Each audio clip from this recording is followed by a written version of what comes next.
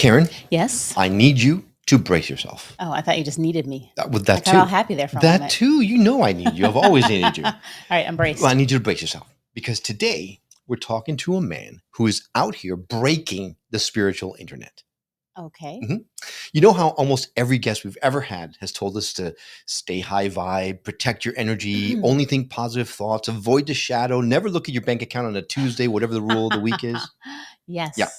Throw this all out the window. Apparently, we've been doing spirituality backwards. Well, that would explain a lot.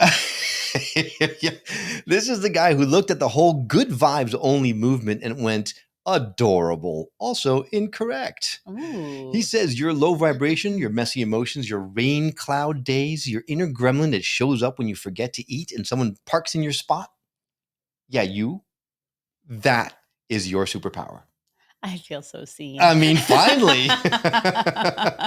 someone validating our entire personality. His work isn't about bypassing, sugarcoating, or pretending that we're all enlightened forest nymphs floating through life on a lavender breeze. His thing is more like, you want sovereignty? Great, but you're going to have to wrestle the dragon, not sage it politely. And honestly, I respect that. I mean, I do too, but I kind of like the thought of being a nymph. Ooh, that's another whole other show. Oh, geez. Today, we're diving into a practice that claims to help you exit the matrix, not by floating above your problems, but by going straight through them like a cosmic linebacker. Are you ready? Because I have a feeling this conversation is going to challenge some things, including possibly everything we've ever said on this show. Oh my God. So let's do this. Skeptic Metaphysician starts now. My name is Will. And I'm Karen. And unlike Mulder and Scully, both want to believe. so we've embarked on a journey of discovery. We've talked to people deeply entrenched in the spiritual and metaphysical world. We've thrown ourselves into weird and wonderful experiences. I even joined a coven of witches. And wait, you joined a coven? Yep, all in the interest of finding something Anything. that will prove that there's something beyond this physical, three-dimensional world we all live in. This is the Skeptic Metaphysicians. Hey there, I'm Will. And I'm Karen. Welcome to another, wait, are we allowed to say that out loud, episode of the Skeptic Metaphysicians, where we don't just raise vibrations, sometimes we poke them with a stick to see what happens. And today's guest is not here for your spiritual bubble wrap. He's not going to tell you to just stay positive or vibe higher or banish your shadow to the attic and hope it behaves. Nope. He wants you to open the door, invite your shadow in, pour it a drink, and ask it what it's really trying to teach you. His name is David Strickel. He's a creator of Tya, or Trust Your Abundance Practice, a radically practical approach to manifestation and spiritual empowerment that doesn't shy away from polarity, challenge, or the messy parts of being beautifully human. This practice is based on channeled guidance from what he calls the stream, the source consciousness. And the Tya practice basically is an upgraded operating system for our mind that fuses practical universal law with profound source consciousness guidance. This introduction is way too long, so I just want to say hello to, he's the author of the channel, the teacher, and the guy responsible for making a whole lot of spiritually minded people say, wait, can we do that? I'm excited to have him on the show today, so please welcome David Strickel to the Skeptic Metaphysicians. How are you doing today? I am doing fantastic. And it's what's more fantastic is that we can actually hear you now, so it's perfect. Yes. Yeah. Yes, so you poked with too on big a of a podcast. stick. Yeah. David, we're excited to have you on the show. I have been listening to you since the Stream of David days and know a lot about Tya. Karen, on the other hand, has no idea what Tya is, as I'm sure a lot of the people who are listening to the show are watching the show right now. So maybe let's level set and explain in as basic as possible, though I know that's a hard ask. What exactly is Tya?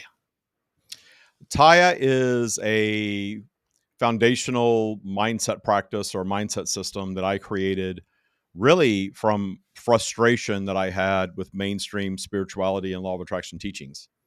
So I took all the things that I knew worked for me for decades and said, okay, these things work. I have proven these things to myself. I've taught these things to other people. They've proven it to themselves. But what about all this other stuff? And I found that a lot of these things were rooted in all of this unresolved pain that we all carry around, that a lot of spiritual teachings, and especially the popular secret branded law of attraction type teachings, sort of guide you to bypass. Just focus on what you want, just be happy, operate in high vibration. I also found there was quite a bit of ego tied to a lot of spiritual practices, a lot of I'm a star seed, I'm bigger, I'm better, I'm a channel, I'm special, I'm anointed. And I've never found any of that to be true. I've never found evidence of any of that, because for me, I absolutely channel source consciousness, but I believe everybody channels source consciousness. Mm-hmm. And what I'm able to do is really tap into that. I've spent a lifetime tapping into that wisdom, and the wisdom is very simple. It's not terribly entertaining at the end of the day, but I created Tya as a practical application of that knowledge that I've operated on my whole life. Wow. So before we get really into that, you said you had a lot of frustrations with what you had seen to this point. And we have a lot of people that listening that might also have frustrations. So if you can tell us maybe what yours were, they might be able to resonate and go, oh, I need to listen to this. I would say that the ego driven, so we all have an ego, so there's Mhm. nothing wrong with ego, but the highly ego driven elements that I found in spirituality, the gurus and all that stuff, I sort of pushed that aside right away. That was sort of just an automatic turnoff for me. Mhm. And then I got into this whole concept that we're somehow going to birth a new earth that is a higher vibration, that is some version of perfection. And I kind of felt like that was a holdover from religion. Mm. People sort of exit religion and then go into new age spirituality. And then there's still this concept that at the end of the day, we're going to achieve some perfect utopian environment, and then everything's going to be good then. But we are, Yeah. right? Sorry. What? If you can pull it off, let me know. I'll be happy to go there. You are Oh, poking all gosh. kinds of holes in all kinds of people's conversations, including ours, David. So I don't know how I feel about that. Actually. Yeah, well, I think it's nice. It's a nice thing to think about, right? It's good to have a goal. Sure. And it's good to a point, but I think the problem is when you get to this what's fantasy and what can you prove to yourself, or what can you help other people prove to themselves. I haven't seen any evidence that we are able to all get on the same wavelength to the point that we're going to create some sort of utopia where everything is just perfect all the time. Right. That kind of just harkens back to the concept of, if you're a good person, when you die, you get the reward of going to heaven and everything's perfect there. Again, do you not? Maybe, maybe you do. Right. Maybe Well, I always say that one of two things happens when we die. Either we're eternal beings and we move on to something else, which I do believe that, or my belief is incorrect and we cease to be. In that case, we don't know, and it doesn't matter because we don't know. right. That seems very much like a conversation that Karen and I have had many, Yeah. many times. So you're poking a lot of holes.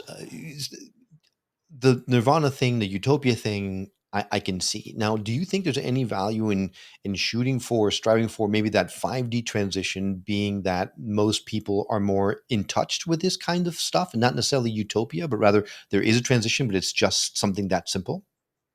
Well, I think we naturally strive for expansion. It's evolution. We see that in everything, right? Science says we're always evolving, and I believe that's why we come to physical, is to expand consciousness and the having of the physical experience, which includes things that we want, our preferences, and things that we don't want. But what a lot of mainstream law of attraction tends to lean into is the just bypass all the things that you don't want, just focus on what you do want, and everything's going to be great. One of my key contentions or points of frustration with those teachings, I could never get there. Practice and practice and practice, read books, go to seminars, do all the things. I could never get to a place where I never went into low vibration. I couldn't get to a place where I could just pretend like things that happened in my early childhood and my adult life even didn't occur. And it's sort of like, well, what do you do with all those things? And that's when I started really leaning into all of that and leveraging all of that and understanding that, wow, anytime I'm blocked in any way, eventually, sometimes very efficiently and sometimes over a period of time, I discover there is something in my subconscious mind that I've created perhaps over an entire lifetime that if I continue to ignore it, it's going to continually cycle back and reveal itself to me until I solve it. And the solving is what I call detuning. Mm. And if you've listened to me at all, I talk about detuning a lot, because I don't think that, for example, I grew up in a single parent, very poor household with a mentally ill mother who told me to kill myself when I was a teenager. Oh, good Oh, So God. you can't just gosh. pretend like that didn't happen, right? Yeah. You have to kind of come to terms with that, or it's going to haunt you for your whole life. So I realized that I can't just pretend like that didn't happen. How do I make peace with it? And then I really went deeper and deeper and deeper into, I figured that out at 14 when she told me to kill myself. I realized that it wasn't about me, it was about her. Hmm. This was her life journey, the fact that she never wanted to be a parent and now she's stuck being a parent. I was a challenging child. I saw it from her perspective. Mm. And when I did that, it allowed me to detune the monster of her, right? Hmm. And then I just appreciated her.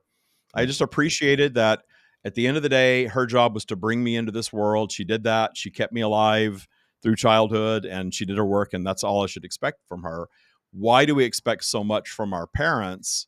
Because humanity has come together and created this matrix of beliefs that, oh, your mother's supposed to be this, and your father's supposed to be that, and you're supposed to be this, by the way.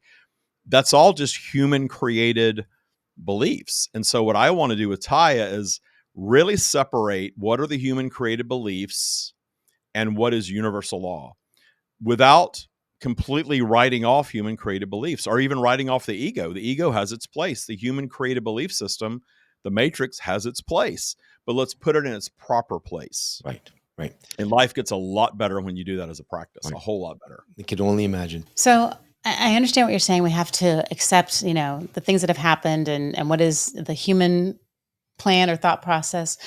But how do you keep from just getting kind of mired into that and just like really kind of going into a tailspin? Well, that's a good question, because as much as all the other teachers talk about raising your vibration, that's a big part of what we teach. Hmm. We teach a lot of tools to raise your vibration, a whole lot of things, and we work on a vibrational scale system that we created. That's a 40-point spread, plus 20 to minus 20, so that people can easily identify where they are on the scale and how to move up. I think once you know how to move up, then you can really lean into, hey, what's available for me when I'm down? Mm. And one of the most important skills that we teach is the rationalization or vibrational awareness. So it is a rationalization of where you are when you're in lower vibration. So if you're what we call down the spiral, DTS, Hmm. and you know you're there because everything seems to suck when you're down there and Yep. things seem hopeless, right? So you know when you're down there, and instead of racing to get out of there, now that we know how to get out of there, it's a little easier to kind of explore. I always talk about the vibrational basement. Your subconscious mind is your vibrational basement. And if you get trapped in the vibrational basement, you just want out of there. I understand that. It does not feel good to be in there.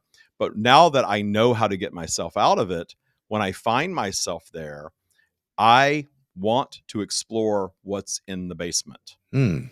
So I'm a very visual person. So I would just visualize these boxes and think, I have all this stuff in my basement and it's just weighing me down. It's dragging my vibration down. And I know in higher vibe, everything works. And in lower vibe, things stop working and you go low enough and then nothing works. And that's how in vibration, we've proven to ourselves it works that way. So I want to take those boxes one by one. I always say, take them upstairs, put them on the kitchen island, open them up, and say, what is all this? What is all this stuff? Hmm. And then in the detuning process, just like the example I gave with my mother, instead of, oh my God, my mother was a narcissist and she was a terrible person, and I had an awful childhood and it was so hard, you don't understand. No, it was what I did naturally at age 14 that saved me from that experience. This isn't me, this is her. Let me understand her more and stop being the victim, because I know that our society loves to promote that. I have found that there's not a lot of healing or solving power in being the victim, however. So I always want to claim ownership of anything that's going on, and that gives you your power back. Hmm. And I just did that naturally with my mother. And really what happened was my parents were so disconnected from my childhood that I went inward for everything. And that inner knowing is what we now call the stream. Mm. That I just held on to that. Like I said, I believe we all have this. And it's worked out of us in society. We're taught in religion, don't listen to that. Listen to what we're telling you to think. Your family probably has traditions and things like that. Don't listen to your inner knowing. Don't pay attention to that. Do what we tell you to do. School does the same thing to us. So it's systematically worked out of us. Luckily, I was a dyslexic kid with ADHD and no parental supervision whatsoever. So I did not thrive in a learning environment. I had to go inward. And going inward was what got me to that point at 14 of the inner voice saying, this isn't about you, this is about her. Right. A straight F student being able to rationalize that sort of thing Wow. had to be something that was natural. Mhm. I was not a student of psychology or mindset at all at 14. Right. So, it's something that we have natural that I held on to. And now I'm really running with it saying, hey, this is our natural way of being. That if you look at nature, bad things happen to animals, for example, and they sort of just move through the experience and get over it. We love to humanize animals, especially our pets, but the animal kingdom doesn't work the way that we do. Obviously, they're all about survival. Now we've created all this comfort for ourselves where we're not in survival mode anymore. But what we've done is go ahead and we've gone on and recreated more challenges for ourselves so that we're continually creating from a different level all the time. So that's how evolution happens. Why don't we adopt a practice where we can really clear out and just put all of this ego-driven, human-created, all these ideas, again, I always say kind of put that in the back seat, let it enjoy the ride in the back seat while the eternal version of us, the source version of us, is in the driver's seat. Right. And then the journey is so much more interesting because you've got the tools to navigate everything. Well, I'm kind of thinking back to what you said about, going into the basement and unpacking the boxes. And I mean, my first thought were those creepy dolls, but I think that's more of an attic thing. They're usually in the attic. Right. But some people they know they've got some really scary stuff in the boxes. Like some people have just had really, really traumatic events. I mean, how do you get the courage to revisit all of that? You start, well, that's the foundation of the practice. So this is a great question. The guidance that I always provide is when I start talking about this, if somebody asks me what I actually have TYA tattooed on my arm. So inevitably people are going to say, what is TYA? Mhm. And I'll say it's a mindset practice that I created. Well, what is it about? The bottom line is it's appreciation of all things, all things.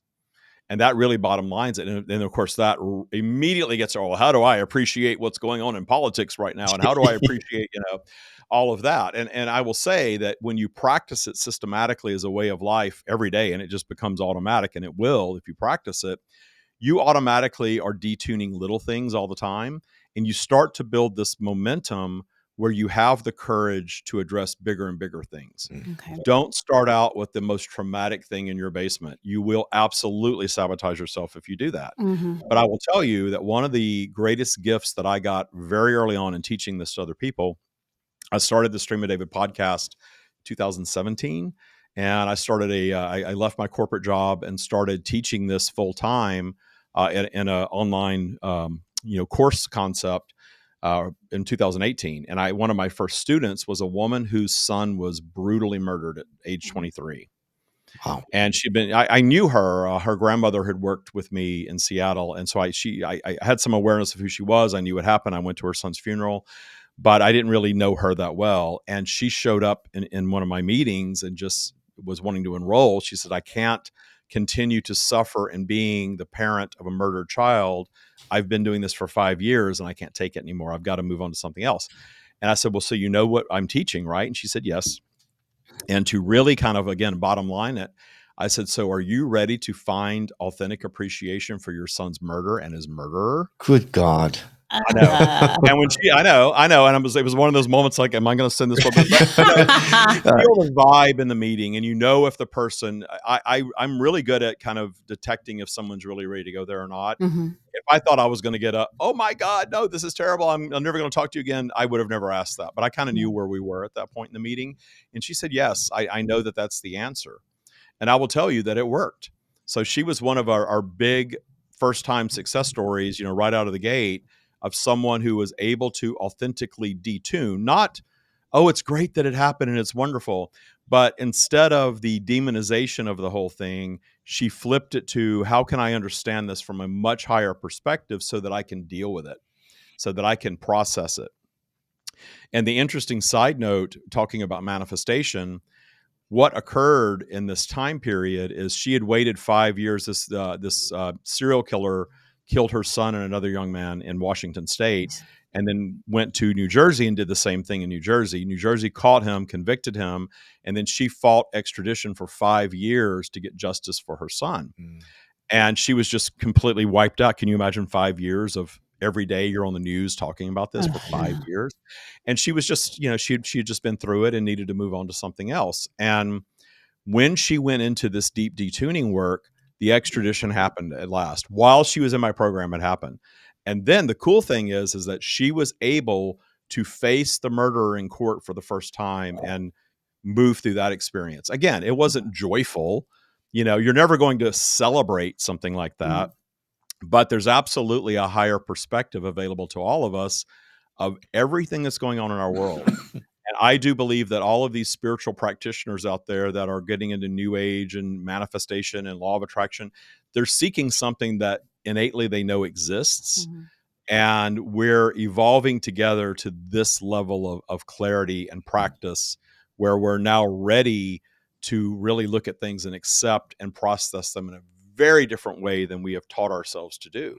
Because really, we're choosing how we respond to anything. Right. And my most profound moment, I don't have children. I can't imagine what it's like to have a child murdered. I just can't even imagine. No, I prefer not to. Yeah, of course. And so I can't compare anything to that. That's the pinnacle right there, right? If you can move through that, then and detune that, anybody can detune anything. And that's why I like that example. A few years ago in 2022, I bought a new home, remodeled it, moved in, and in less than 6 months' time, it burned. And when the house caught on fire, I remember sitting in the driveway, reacting to it in a very Tya way. And even though I've been teaching it for years, like you surprise yourself, right? When you can sit in your driveway and have 13 fire trucks on your street the week of Christmas and have firemen running in with chainsaws and axes, ripping your house apart to put the fire out, and hearing all that, I sat there and said, okay, this is what we're doing now. And it was really like that. There was never a, why me? This is terrible. Oh my God. Right.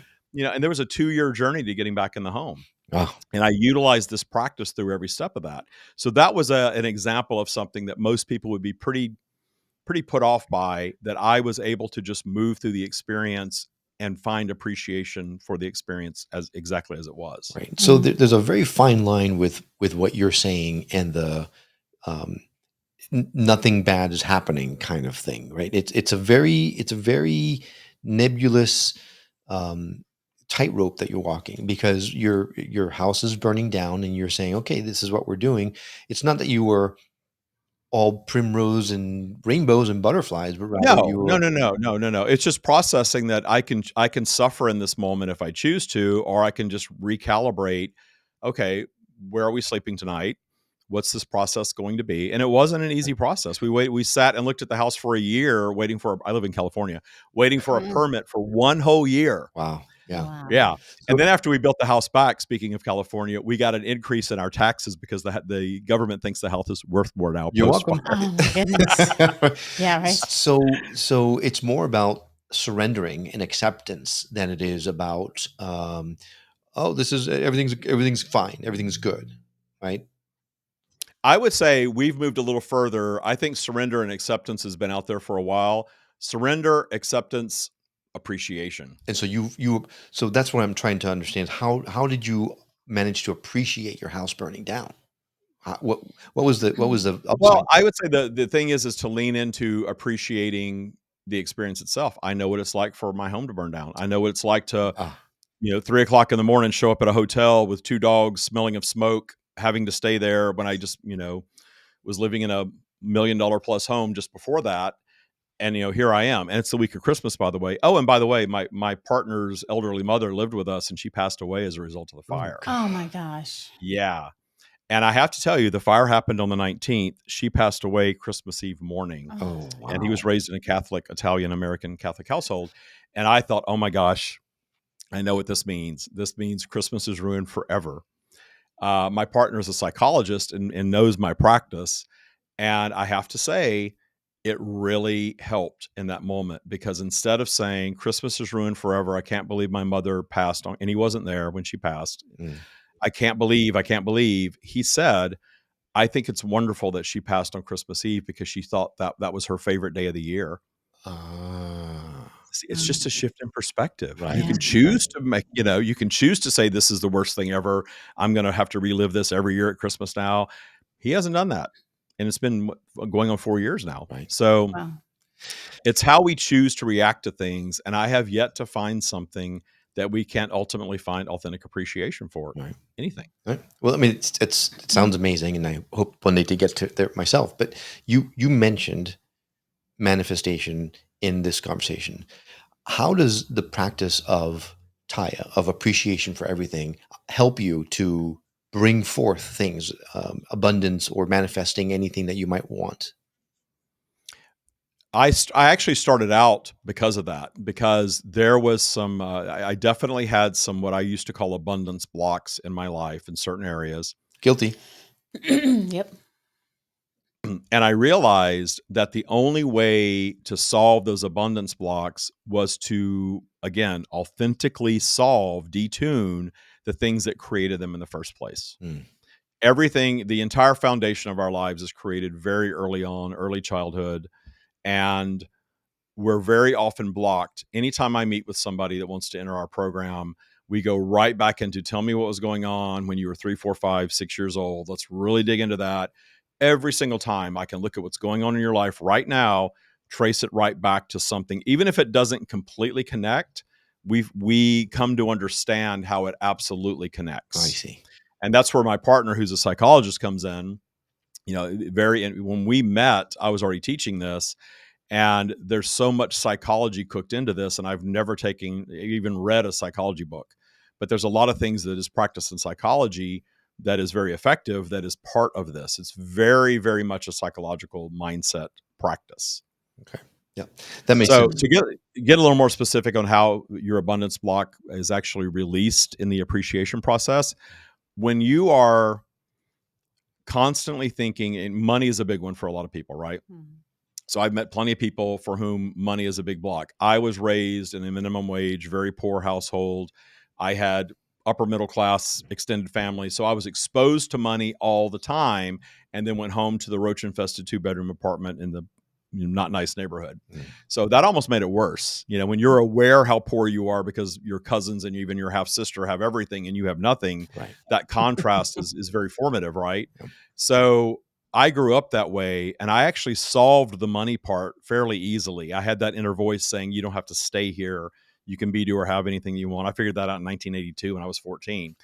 And then I spent the next 20 years manifesting money and material things, but I didn't really address some other things in my life, because money and material things were the antidote for a while until they weren't anymore. Mm.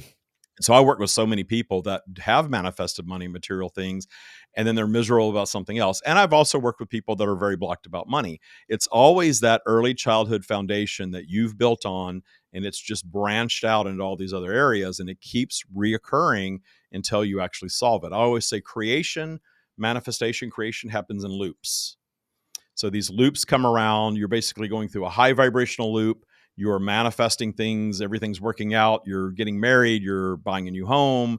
You're getting the exciting new job. The good things are happening. And then that loop is going to go down, and the low vibration is going to show up, and it's going to challenge all of those things. And the challenge of your creation exists to make it a better version of itself.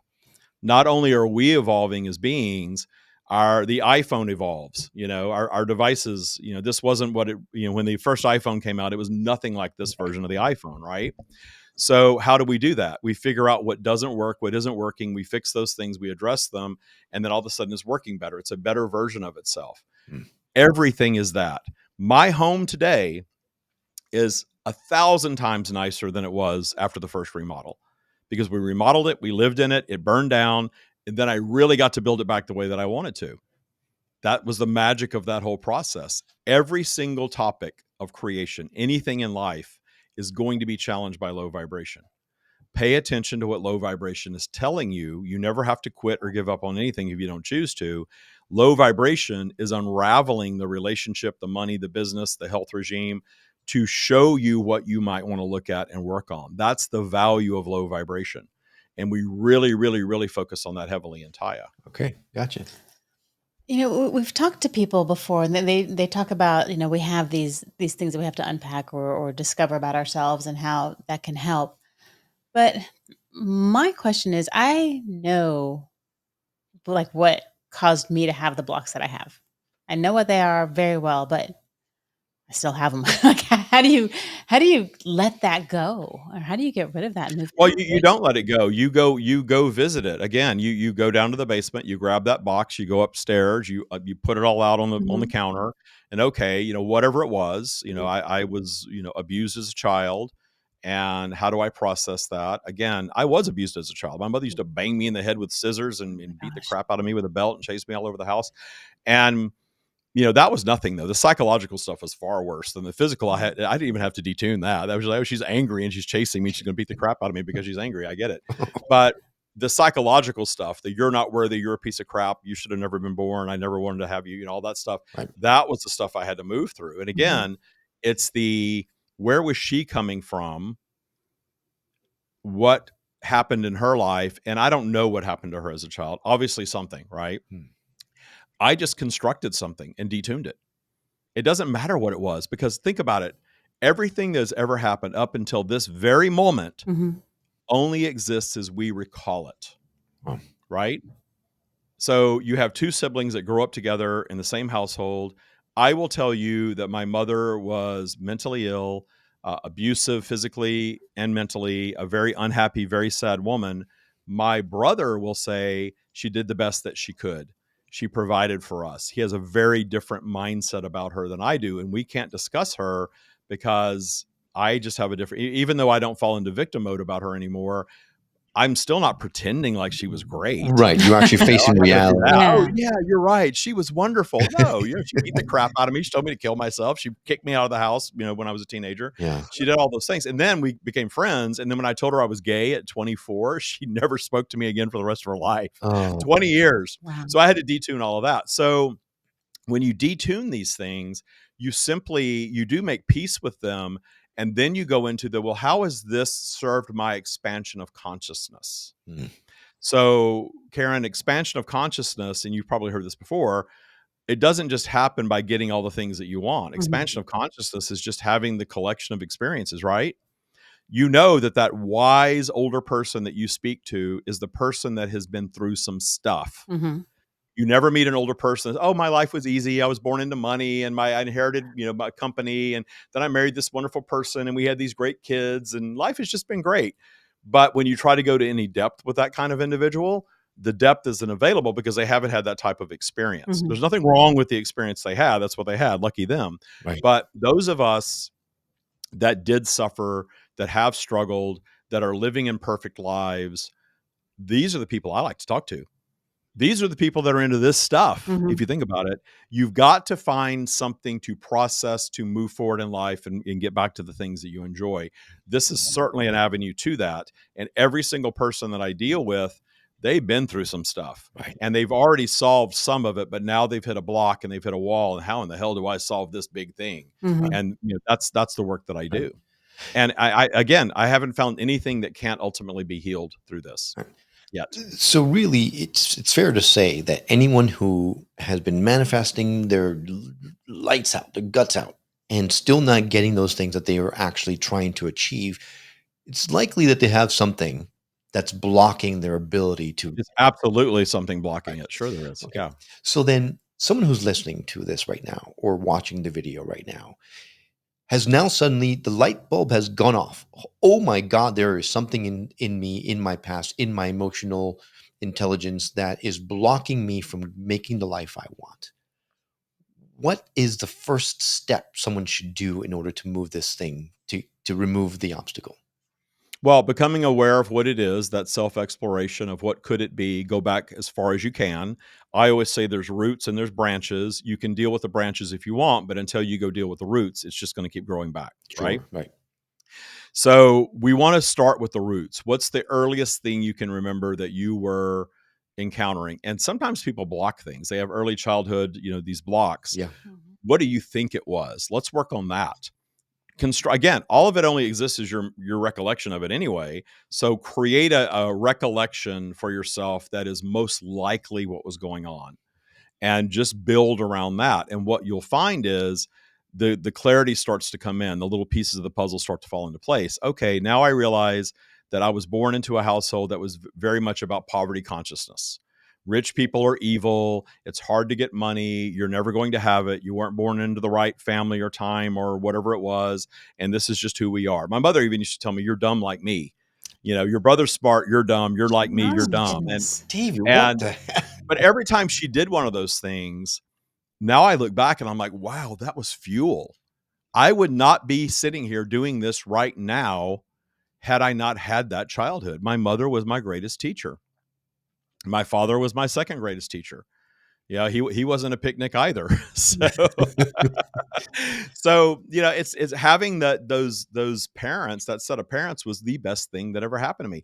I always say that being gay is one of the best things that ever happened to me because I'm a white man from the South who did grow up adjacent to an upper middle class family. It would have been very easy for me to move into upper middle class life in Louisiana and Texas, being who I am. Mm-hmm. And I would have not been forced to question the way that I question. Mhm. When you're different than society tells you you're supposed to be, well, I took that as, okay, I don't think that's true. And if that's not true, how about all this other stuff you're telling me to believe? Maybe none of it's true. Right. And then it was kind of like, holy crap, none of this stuff is true, really. You know, I get the value of what I was teaching and that we're creating structure and societies and all of that. Again, not demonizing religion, not demonizing culture and events, just Mm-hmm. putting it in its proper place. It's there to create some structure, but this whole idea that it's absolute gospel and you must follow it, and if you're not that, there's something wrong with you. I just chose not to believe that Mm. about myself or anything else.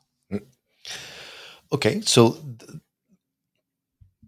uh, all I can do is talk for myself. I can't speak for anyone else. And your first steps makes perfect sense. Try to identify what it could possibly be. And to your point, a lot of us are blocking things that maybe aren't allowing us to remember the catalyst behind a lot of this stuff. Mm. I would assume that is where someone like you or your partner, who's a psychologist, would come in very handy in saying, well, let's look at it this way. Maybe this could be what's going on. Because I'll tell you, for me, I can identify several different incidences of something that could potentially have had something to do with this, but they don't seem that big in terms of the abundance side of things, rather more on my psychological well-being type of thing. So I don't know if I could specifically say this is what's blocking my abundance. So if someone is having a hard time identifying a specific thing, do you recommend just diving into it and just processing everything you possibly can and saying, "Oh, bingo, found it"? Well, when you do this as a practice, and in the beginning, it is tedious. Okay. And because you're adopting a whole new belief system, and your ego has a very well established belief system. And I'm always kind of amused by people that claim that they believe in nothing. I'll hear that sometimes on social media. I have no beliefs. I believe in nothing. I don't have a belief system. I'm a complete atheist. And then if you actually engage with these folks, they'll roll right into commerce, politics, you know, something like that. Some kind of identity. Yes, you have a belief system. You've created it as a reaction to what you've experienced in life. It may be very cynical, and that's okay and understandable. But we all have a belief system that we operate in. So this is a different foundational belief system. And it's very different because we claim ownership of everything that we've ever experienced, even if we don't know why or how we experienced it. We do lean into a little bit of spirituality sometimes, thinking, you know, gosh, how does a young child manifest being abused, you know, in a horrible way? You know, how do they manifest that? And I do believe that the energy that creates us has a unique energetic signature, and we have a personality and a belief system at conception that you know, any woman that's ever gone through the pregnancy and birth process will say this child has a personality. It responds. It, you know, it definitely is a unique individual For sure. from the beginning. Yep. So we don't know. You never know what's going on in someone else's foundational belief system. A lot of people won't admit it to themselves, much less anyone else. So we really don't know. But all I can say is that for your personal belief system, wherever that you believe that you're blocked, being very honest with yourself. These are the things I want to experience that I have yet to be able to show up consistently in my life. And it's a recurring pattern. What could be the foundation of that? a lot of it can just be what I call matrix teachings. The matrix is absolutely designed in this era to monetize everything. Right. Yeah. So, in an industrial era, how do you get people to go to work? Well, the things that you want are tied to money, and you go to work to earn your money, and you exchange the dollars, and you get the things you want by going to work. Mhm. That system we see is probably going to fail in the near future. So, what are we going to do then? Right. That's a whole other conversation. But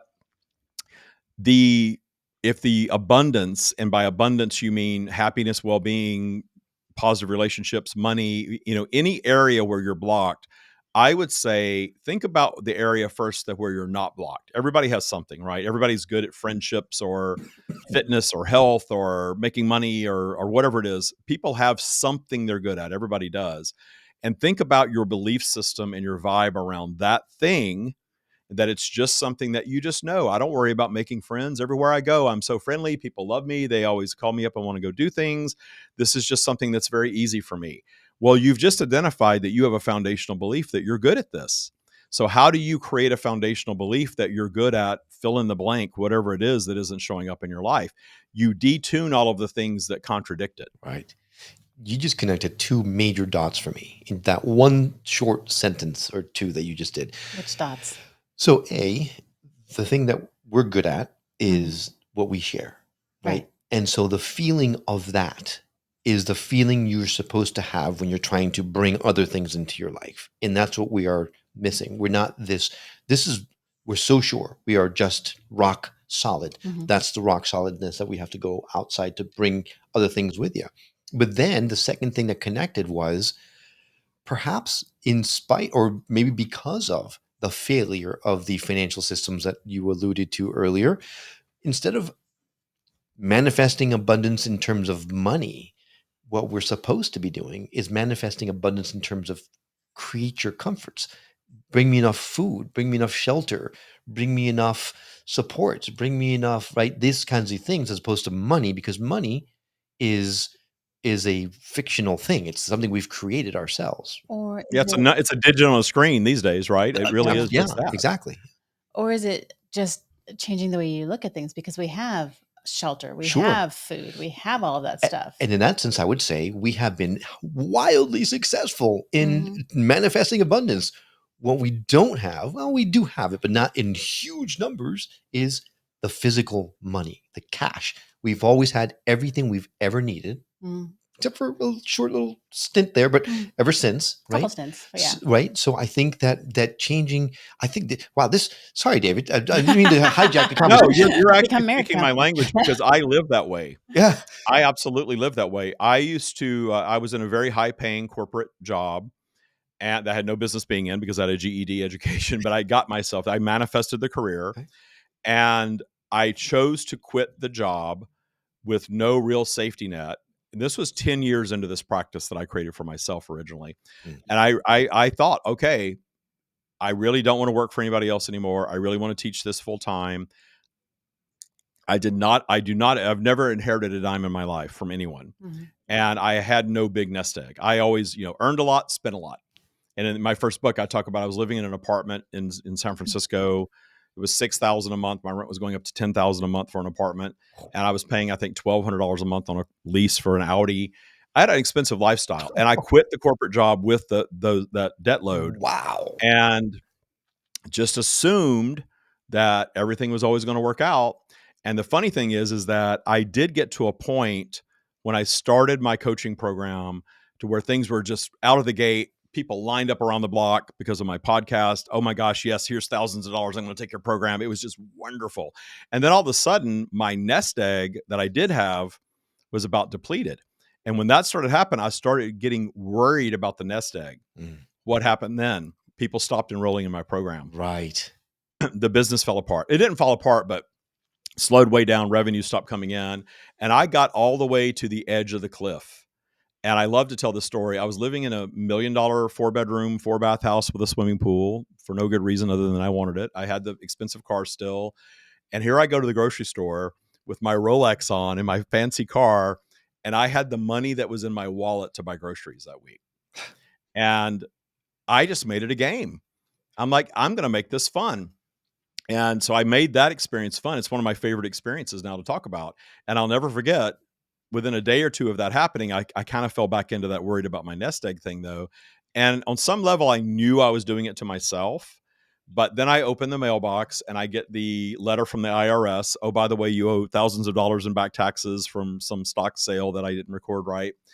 And I just stood there and laughed. I said, okay, I get it, universe. This is my vibe right now. I'm worried about money, and all the signs of no money are showing up all around me. I'm self-supporting. If I get kicked out of this house, I am literally homeless. No job, no money, living in the $90,000 Audi, using the Rolex as a pillow, right? So I that was the turning point that I'm like, okay, my lights are still on, my internet works, my clients are still showing up, I have Zoom, I'm even watering the grass in this house with no money. The universe is showing up for me. It's going to show up for me no matter what. And it did. And as soon as I did that, it detuned that block, and then business started churning again, and the rest is history. I've never been in a situation like that since then. And that was 2018. Wow. That is an incredible story. Yeah. See, here's where my pragmatic, doubtful will comes in and says, I wonder if the universe would have let me kept that Bentley, or if it would have made me forcibly sold it and picked up a Hyundai so that I could then afford that instead. I think there is the difference between the thought processes, because in the past, when we've been in situations like that, we have been forced to sell off things in order to make ends meet, even though we were like, universe is going to provide. It sure didn't. Well, it provided the Hyundai, but it wasn't going to provide the Bentley. So obviously there is something in us that we've got to look at. Mm-hmm. To Well, clean. it's the ego status thing, right? What will everyone think if I'm no longer driving the Bentley and I'm driving the Hyundai? Right. The Hyundai is going to get you from point A to point B. It's going to do the same thing the Bentley does, but the Bentley is going to do it in a much flashier, bigger Much way. nicer way. Yeah. Yeah, and I like nice things. I always say I'm not one of these spiritual people that says you should just go live simply in a hut somewhere and be okay with it. You can have whatever you want. You know, I don't think Source is judging Mark Zuckerberg any more than Source is judging the person that's, you know, living on the street. So for me, it wasn't, I never really had a real fear of losing the house. I mean, it was kind of there, but the bigger fear was like, I'm running out of money. Now what? So I would say that whatever the scenario is, if the manifestation is the Bentley goes away, then appreciate that the Bentley went away. How many times have you heard of some wildly successful person that's declared bankruptcy over and over and over again? If they're self-made, most of them, right? I mean, Mm-hmm. that's just, again, low vibration is challenging your creation. So you created something in your life that allowed you to have a Bentley in this scenario, and then the challenge came up and you chose to solve it by getting rid of the car and trading down to something cheaper. Mm. But next time you don't necessarily have to do that. Or if you do, being completely okay with any outcome takes away that fear that keeps the unwanted things showing up. There you go. Yeah. That's it. Okay, the Bentley's gone. Who cares? I'll drive a Hyundai for a while, and then when I'm, you know, ready, I'll get back in another Bentley. Wow. And it'll be even better, and I'll appreciate it more. It's not having to cling to anything.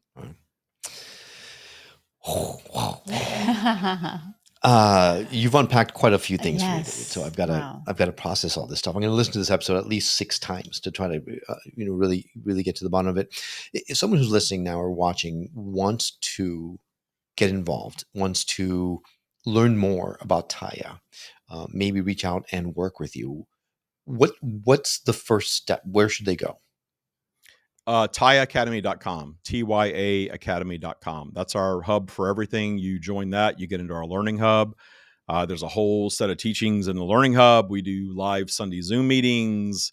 There's a newsletter that goes out. You can start learning this and seeing if it's the right thing for you right away. And then we do have a coaching program for people that are really ready to, okay, I know this is my thing, and now I'm really ready to get in and do the work. Mm-hmm. Then the coaching program is for that. And in there, we have a scientist, we have myself, we have a psychologist, we have people with years of spiritual practice. So we've sort of merged science, spirituality, and psychology into one thing. And we sort of use all of those approaches to teach and to learn. How long is it? Like a specific length program, or you just work with someone until they kind of get it? Well, the program is designed to last between 8 and 12 weeks, just Okay. depending. Sometimes people get stuck on something. And so we try to keep it between 8 and 12 because we want to build momentum in the Mhm. program. And it's hard work. It's heavy lifting. It's not for everybody. It's for people that are saying, in fact, my program is called High Stakes Change. It used to be Ah. called Tya Boot Camp, and we reinvented it this year and updated the whole thing. And we call it High Stakes Change because I want to clearly communicate this is for people who are really serious Mhm. about transforming their lives in some meaningful way. Right. So it's interesting. You very early on in the conversation, you mentioned the gurus and things like that, and not there not being a lot of evidence behind the benefits of them. And yet, I would posit to say that you're like a digital age guru, right? You're helping people Oh, to I grow. put us on Trustpilot because as we scale, I don't want to. What happens with most of these things, including religion, if you think about it, when the money starts pouring in and it gets really popular, Mm, that's when it starts to, oh gosh, millions of dollars are pouring in. How do I get more of that? right. It's kind of human nature. So I set Taya up from the beginning to operate on 4 key pillars, and I've said from the beginning. These pillars of appreciation, source, polarity, and intention. These are the 4 things that we do. It's never going to be rules. I'm never going to be a guru. There's never going to be any worship or dogma. It's not the only thing, so that it has a lifespan that keeps it from becoming something that's like a cult or religion or something of that Mhm. nature. Gotcha. So those 4 key pillars are a big part of that. And then, like you said, leveraging technology, we do a lot of that. Mhm. Just our whole system is built in a very sophisticated technology for learning. And the trust pilot part of it is something that I did early on that nobody in our field was doing. And I thought, well, as this scales and I have other people coming in to help me teach it, I want to ensure the quality is there because I have people wanting to teach it in other languages and all these things. Mm. How do I do that? How do I keep us honest to this? Mhm. Have a trust pilot out there. That was the best platform that I could find that was real, that wasn't saying, hey, pay us money, we'll get you better. We know that's out there, Sure, right? sure. Yeah. So Trustpilot is so far has proven to be very trustworthy that anybody can say anything on there that they want. I have Mhm. no control over it. And we have a really good Trustpilot rating. And I strive for that. That's proof that we're getting results for people. Right. Mhm. That's Because great. when people spend a lot of money, they have huge expectations and we have to meet those. Absolutely. Yeah. I love that you have that, David. I didn't know that, and that's a great That's huge. resource. Yeah. Yeah, because we meet a lot of folks that have a lot of programs, and you just never know. And we've been reticent to invest in any programs because what if it doesn't work, right? So it's Mhm. just Well, skeptic. The reason I liked your name because the skeptic, I think we should be skeptical before we get to the point of cynicism. Mhm. Skepticism, a little critical yeah, thinking is wise because I can't tell you. I just had someone graduate my program, and before she came to my program, she took a $20,000 program, which is oh, more expensive than mine, and she said it was nothing like it was represented to be. mm. She was yelled at, screamed at, belittled by this person, See by that this quote unquote that's what I'm guru. afraid of. You know? Yeah, and people, that's a lot of money to part Yeah. with for no Yeah. results. Yeah. And what I said ultimately, I think ultimately, because I have certainly spent money on things in business that turned out not to be what they were promised. There's a lot Mhm. of that in the business world, as you know. Yep. And I just say, all of it is going to combine together to give me what I need. Even the learning experience of, okay, this person's complete BS, Right. Yeah. not doing anything they said they were going to be able to do, Right. and I've spent the money and it's gone. But in the end, it made me a wiser business owner, right? It Mhm. helped me that way. Right. And I detuned it through appreciation that, if I sit and lament how much money I spent on something and it didn't work, I'm just going to stay stuck there.